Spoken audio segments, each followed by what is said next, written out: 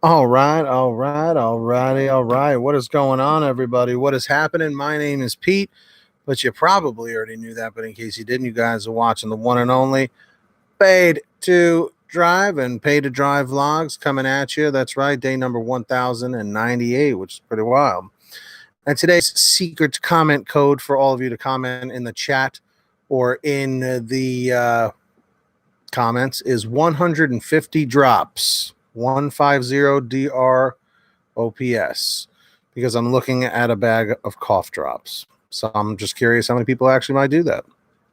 If you are a delivery driver in this gig economy for GrubHub, DoorDash, Postmates, Uber Eats, or any of these, definitely subscribe down below and turn on the little notification bell and set it to all so you will get notified when I go live like this, because we are live. That's right. If you are watching live, comment hashtag Team Live. If you're watching on the replay, comment hashtag Team Replay.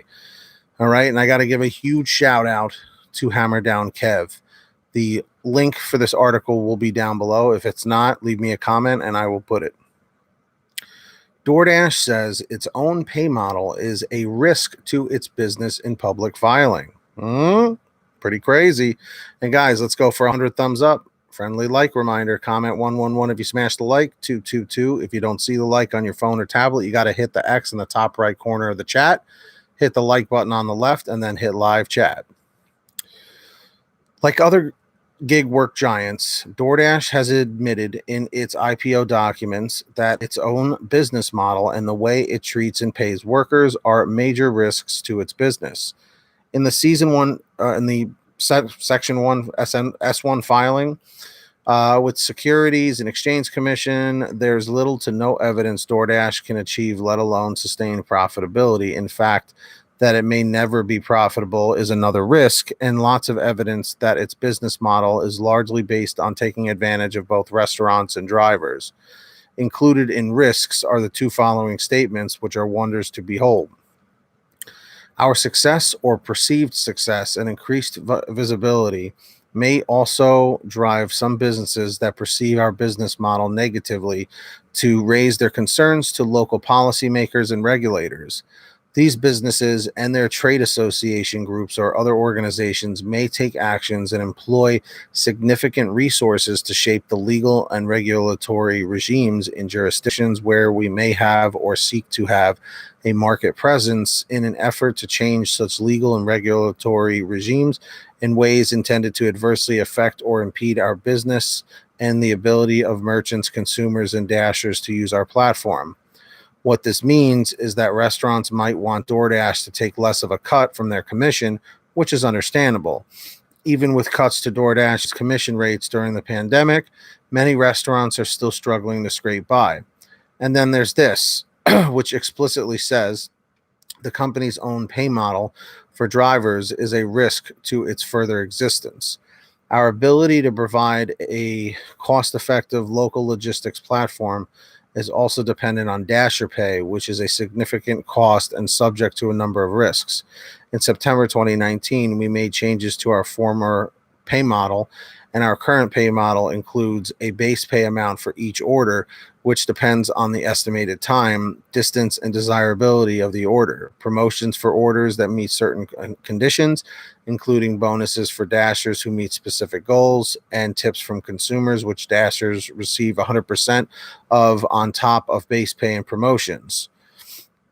The base pay amount, any promotions, and any tips that the consumer chooses to include at checkout are shown to dashers when they are offered a delivery. Our current Dasher pay model has led to an increase in Dasher compensation, but may also cause less consistency in earnings across deliveries in some cases. Our current pay model may also result in an increase to the fees we charge to consumers, which in turn could affect our ability to attract and retain customers. Further, this pay model may lead to negative publicity related to perceptions of the complexity of our pay model, inconsistency in earnings for dashers, and a lack of flexibility in the ways consumers can leave tips. And as a result, we may not be successful in attracting and retaining merchants, consumers, and dashers. See, they're aware of this, guys. In the future, based on a variety of factors, including legal and regulatory changes, we may change our pay model again. Our current pay model and any future changes to our pay model on our ability to cost effectively acquire and retain dashers could adversely affect our business, financial condition, and results of operations.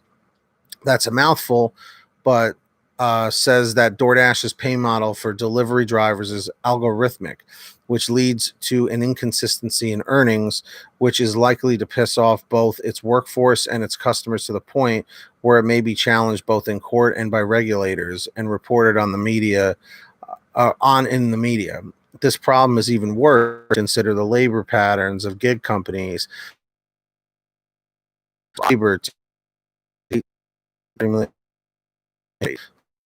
on a for the vast majority.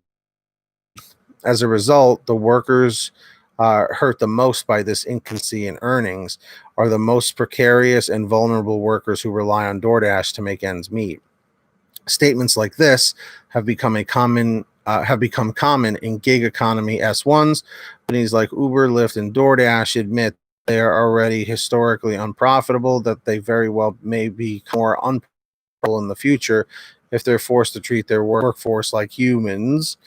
Core to DoorDash's business model is the fact that its workers are independent contractors, not actual employees, which allows the company to overhire to reduce wait times while avoiding having to provide this massive but reserve army of workers any time off, benefits, etc. In fact, the company's filing states positively that none of employees are represented by a labor union. We have not experienced any work stoppages and believe that our employee relations are strong. Going to take a break there for a moment. Let's see what's up, everybody in the chat. Say hello, and of course, just a friendly thumbs up reminder. Hit that like button. The likes are super low right now. Comment 111 if you smash that like. 222 if you haven't yet, and please subscribe. All notifications on. Comment 777.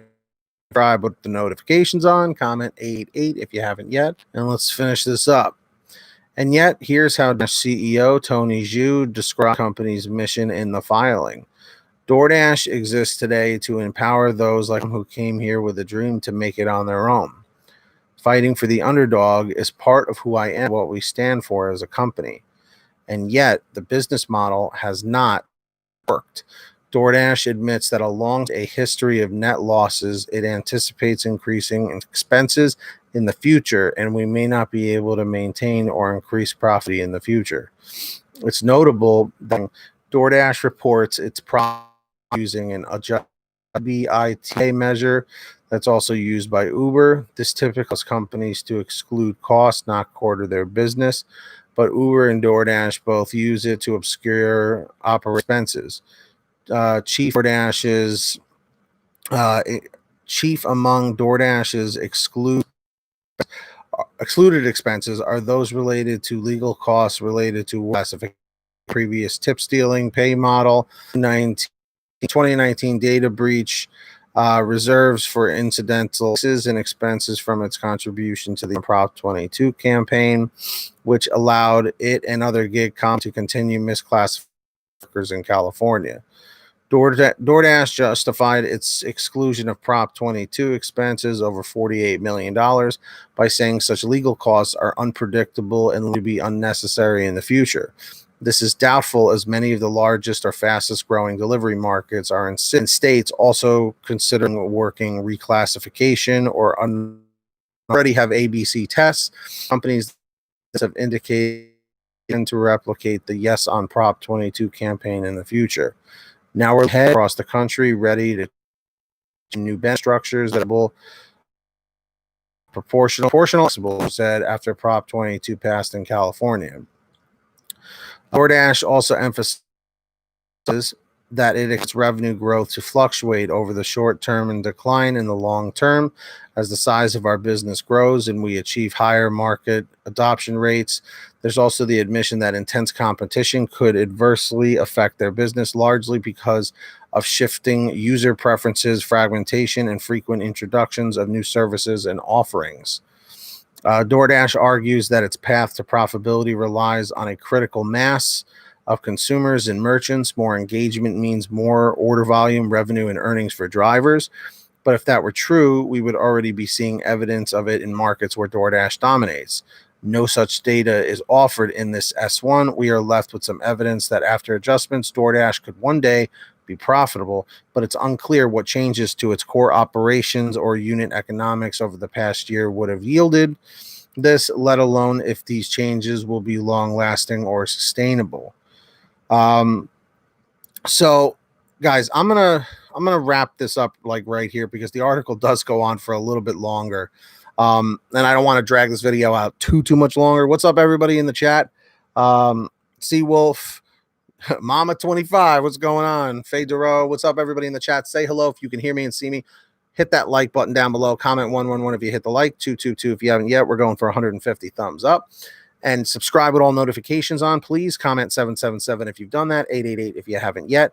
And of course, guys, please tell me, do you agree with this article about the pay model being a risk? Yes or no? I'm curious what your thoughts are. I also do want to take this time to thank all of our patrons over at patreon.com/pay-to-drive. Maybe one of our moderators can put a clickable link in the chat. You guys can get shout outs like this.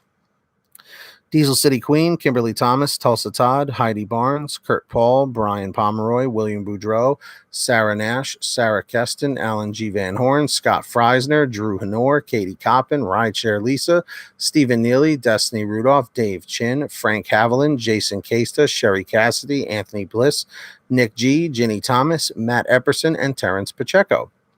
So definitely sign up, patreon.com/pay-to-drive. And of course, sign up for free on the Get Upside Gas app. Comment 333 if you're on there, 444 if you're not yet. Pump your gas, print out your receipt, take a picture of your receipt with the Get Upside Gas app, and within 48 hours or so, you'll get anywhere from 15 cents to 45 cents a gallon back, which is pretty fantastic.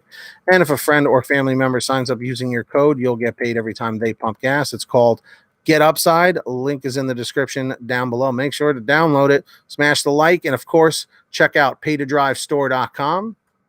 Put a link in the chat. Get a free, not a free t-shirt. I wish I can do free t-shirts.